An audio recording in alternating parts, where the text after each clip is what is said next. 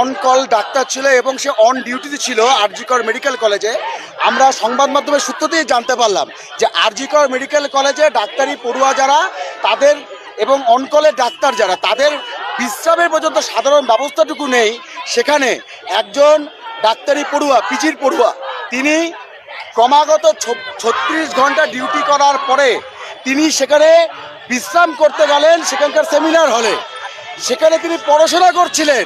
সেই পড়াশোনা করার কালীন আমরা জানতে পারলাম সংবাদ মাধ্যমের মাধ্যমে আমরা দেখতে পেলাম সেই ডাক্তারি পড়ুয়ার যিনি চিকিৎসা পরিষেবা দিতে সেই হাসপাতালে ছিলেন তার অর্ধনগ্ন দেহ সেখান থেকে পাওয়া গেল।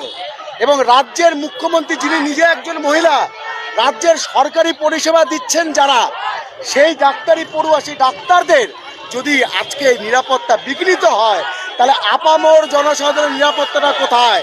রাজ্য জুড়ে এর আগেও